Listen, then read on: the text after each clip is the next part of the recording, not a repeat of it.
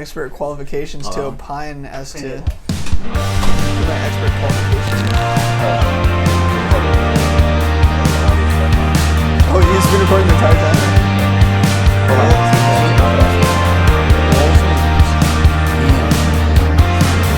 I saw how you came and went. Make sure that goes. All right, you're here on The Good Fight. We have a special guest, Ben Ayala. Welcome, Ben. You're our first guest. Oh, thanks. How do you feel about that? I feel good. I feel, what's the word? I feel honored. Okay, great. Honored, Thank you. yeah. You're mic'd up. Figured out a way to do 3 mics on this thing. So you kind of actually provided the inspiration for this podcast. AI and law. AI and the law. That's the lingo. And so I've created a working title, and it is, as you'll see in the thumbnail, Are Computers Trying to Replace Lawyers? What a concept, huh? Is that clickbait or is that reality, Ben? That is, it's a little bit of both. Yeah. Yeah. What does clickbait mean, by the way? Get people to click. Trying to man. get people to click on the vid. Yes, my yes, gosh. sorry. These God you damn. millennials, I tell you guys know more than I do on that. Okay. And just to be clear, when we talk about AI, which stands for artificial intelligence, we're talking about the use of computers to analyze certain data, reason that data, and then provide some educated output or data, right? Right. And I know you have some ideas about that, but let's move further along. You can share with us those ideas, but generally speaking, that is what when we talk about artificial intelligence in the context of really anything, that's what we mean. And so today we want to talk about artificial intelligence in the law in certain different applications. The first of which, Amazon, Alexa, and Google, All data collectors. All data collectors, right? Yeah, So for Google. example, in fact, I have Alexa here. I can say, Alexa, what's 2 plus 2? 2 plus 2 is 4. Okay, and she tells me. She even shows it to me, right? Or, Alexa, turn off my lights, right? Right. We're talking about A few things share the name my lights. Whatever. It didn't work. Which one Ignore. did you want? But so when I think about artificial intelligence, the way that I think of A few things it. share the name my lights. Oh my Which God. one did you Okay, want? Alexa, stop, cancel. Cancel. Is it about saving time? Is it about conserving energy? In this case, I'm too lazy to go and shut off this light switch, or I shouldn't say the word lazy, but I don't want to get up and turn off this light switch. Convenience, right? Convenience, But cost cutting, or is it a sign of the times? So are you talking specifically to the law or just generally? I'm talking about generally. Well, sorry. No, you're all right.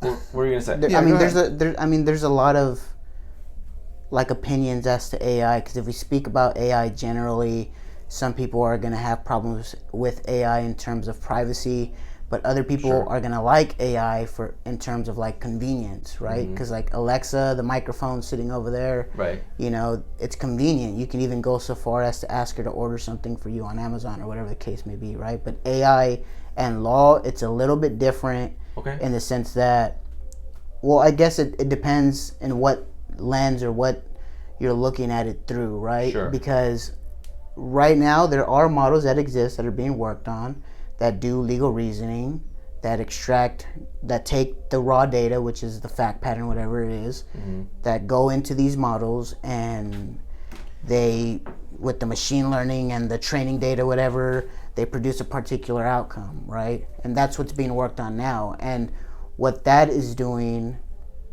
and why it scares some people, in that it may one day take over our jobs as lawyers. I don't think it'll ever happen, because what we do is a practice of art. What we do is something that's more complex than just putting something in a computer and having it spit something out. But I'm of the opinion with AI and law that I'm okay with AI in the law if it's used to help us, kind of like Westlaw and Lexis. It's one of the current ongoing forms of AI right now that helps us. So Westlaw is considered a form of artificial intelligence. Yeah. It's more so. Is the algorithm part of the artificial intelligence, or are they two things separate and apart? Or is AI nothing more than the algorithm? AI is just it's just a title to categorize artificial intelligence as a whole. Westlaw has an algorithm. The way it works exactly, I don't know. But if you look at Westlaw or Lexis, it's a whole database that's filled with case law, statutes, and all that stuff. And then when you start to type things with all the data that it's acquired and all the common things that people have searched, like elements of battery, for example. If you type in battery elements, it'll pop up at the bottom. Oh, I spit. Okay. It'll pop up at the bottom. Elements for battery in a different phrase in a different way, right? So, and I think so. Going back to what I was saying, right? Because ultimately, the way I see Lexis and Westlaw is, instead of going to the law library and having to pull out, probably a dozen or more books to get the data that you want, you simply go to your computer, you type in what you just said, and it comes out with different search terms. Yeah, and I think criteria. So to go back to your question a little bit as to, I think your question was just generally how we feel about AI, right, and the impact that it's going to have on the law and our jobs. I think that it's come to the point now where you can't really do your job appropriately without the use of AI, right? How are you supposed to advocate for your clients and make sure that their best interests are in mind if you don't know all that's out there? And you can't know all that's out there without the use of Westlaw, without the use of Lexis, without the use of some sort of artificial intelligence, even Google, right? How are you supposed to ensure that you've shepherdized the cases, right? Or that you are aware of the most current case law without using that? So is it making us better as lawyers, or is it trying to replace us as lawyers? I don't think it's trying to replace us, and I don't necessarily think it's making us better. I just think that it's become a part of the practice. It doesn't make you a better lawyer because you shepherdize the case. It just means that you're doing your job. Right. I think that it's become sufficient, right? I think that, or maybe it's, it's become necessary, right? That's really what it is. It's become necessary. You can't you're not doing your job appropriately if you're not using it.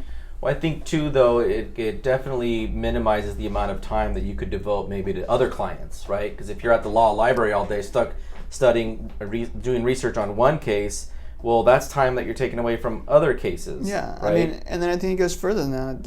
Like I just said, I think it's become a practice.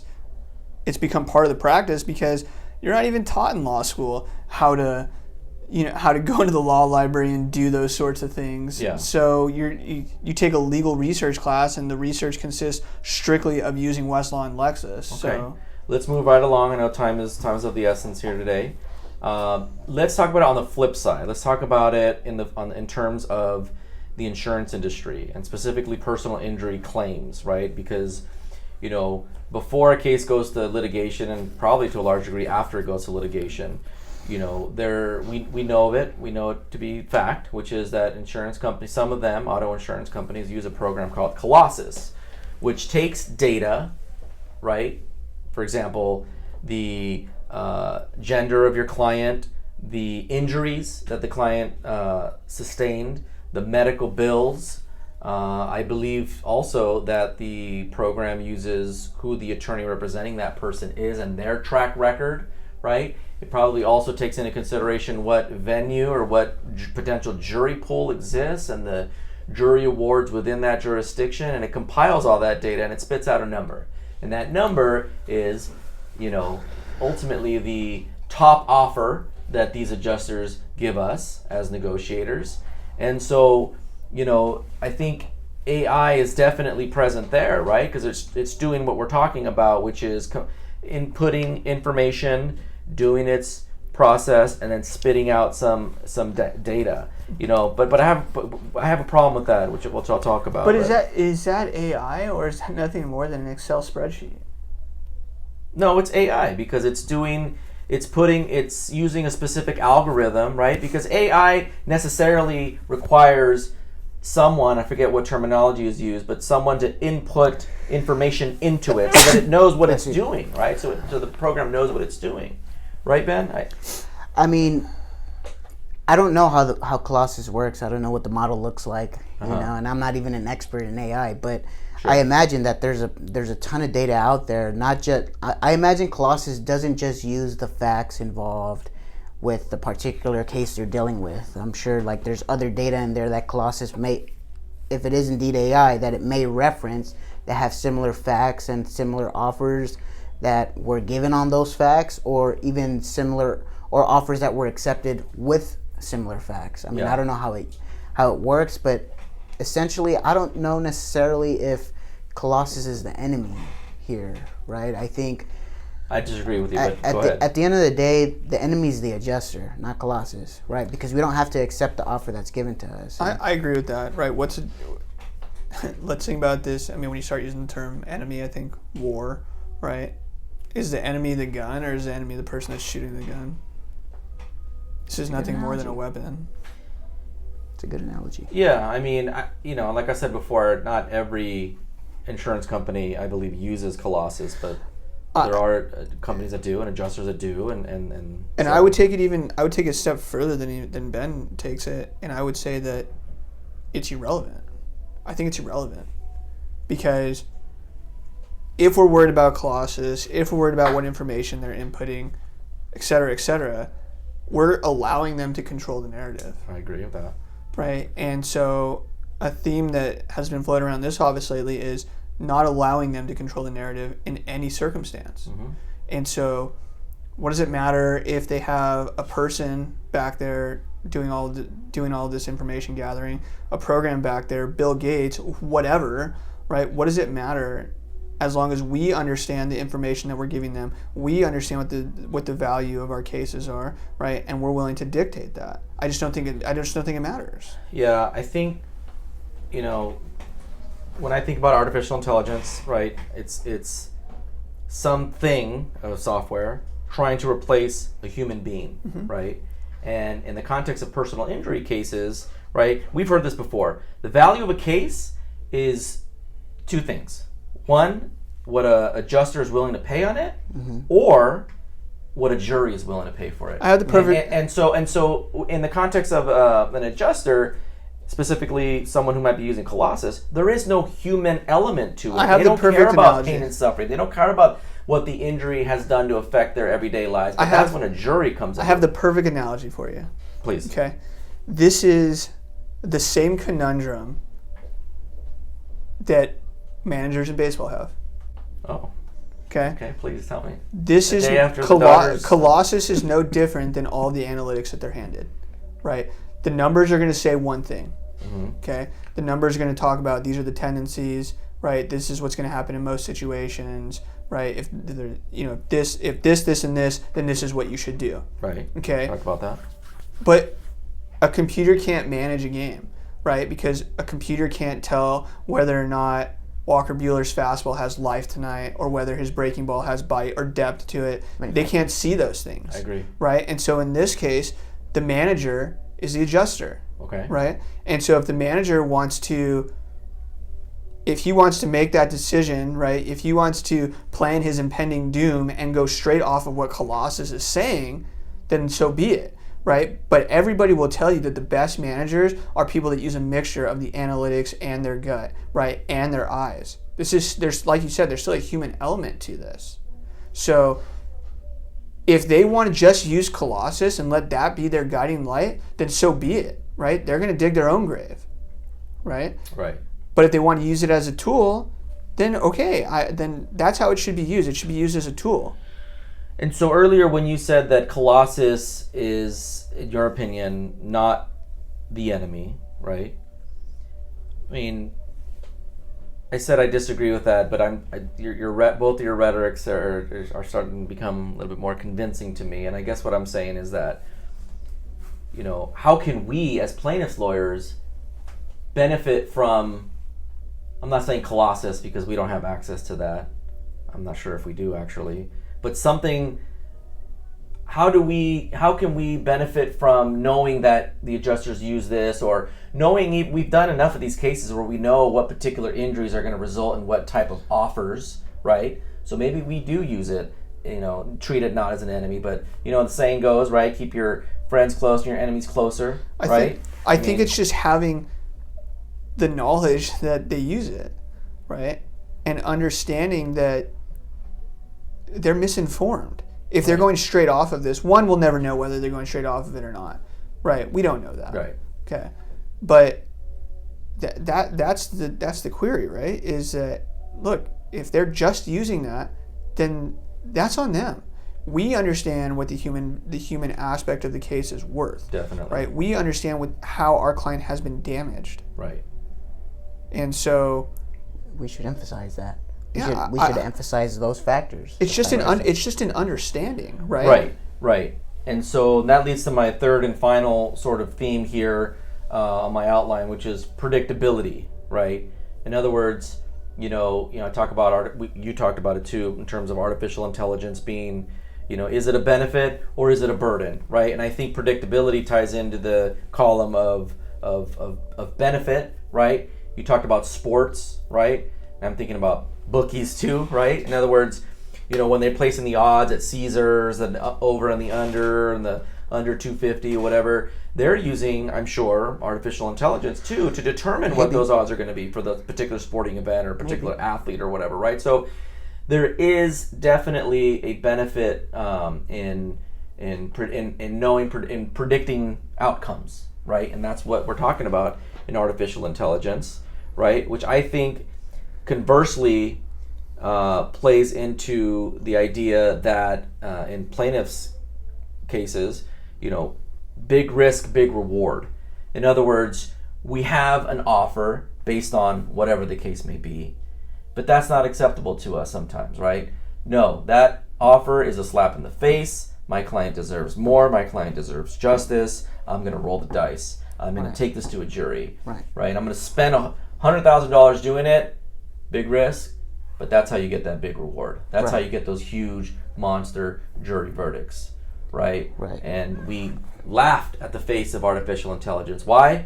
Because at the end of the day, that's not based in emotion, heart, human aspect, that human touch, that human aspect that only a jury can give us, our clients. And if we analyze that, if we think about Colossus, we think of the hard facts that they can put in there are probably the medical bills, right? That's something that's certain that can go into Colossus. Quantified. But in terms of like their emotion, how it affected their life, and how it has impacted them in other ways other than just the medical bills, it can't do that. So what? And we've talked about it before. Exactly. With predictability, we know what these adjusters are going to say. They're going to say that the medical bills are inflated. Right. They're excessively charged, and their injuries could have healed themselves in like a month or whatever. We know what the hell they're going to say. And it's even more simple than that. We've talked about it, right? We've talked about it, that the medical bills are not indicative of what the case value is. It's not indicative of what the damages are. Right. So if they want to use that as their quantifier, then so be it. We don't have to allow them to dictate the narrative, right? And this, I don't think that this is an artificial intelligence thing. I think this is a Colossus thing, right? Separate the two, because at the same time, we can use artificial intelligence as a weapon as well, right? It's our job to do verdict searches, right? To use the data collections that we have in order to know when to roll the dice, right? Kenny Rogers, when to hold them, when to fold them, right? I agree. Yeah. So I don't think it's an AI battle. I just think it's, look, everybody knows the insurance companies are going to do what they're going to do. We can't control that, so we have to worry about what we can control. We can control how we prep our witnesses. We can control what motions we file. We can control how well we know our clients, how well we tell the story. Those are the things that we can control. We can't control what value the adjuster is going to put on it, right? But the main thing that we can control is not allowing them to control the narrative. Right. I mean, and like a fundamental thing that AI models are centered around learning the way a human does, right? It's kind of piggybacking off what Josh said, right? Because if we do the due diligence, because the way we learn are with our eyes. It's the way we collect data, with our eyes, with our ears, with our, with our nose, with scent and stuff like that. What about emotion? Emotion, AI is made to model the way humans learn. And if we do the due diligence to learn how it's affected our clients personally, if we learn all those factors and we start to humanize our clients and emphasize those humanistic characteristics of our clients, that's how we combat Colossus. I love it. All right. Well, with that, let's end our AI discussion. Yeah, and, this is to be continued because this is way too complicated of an issue All to. right, there'll be a part 2. Yeah, there'll be a part 2. Artificial intelligence. Until that day comes, until we meet again. Mic check. All right, boys. Signing off. All right, that's good. Josh got a lot more to say. Sounds like. I don't feel it.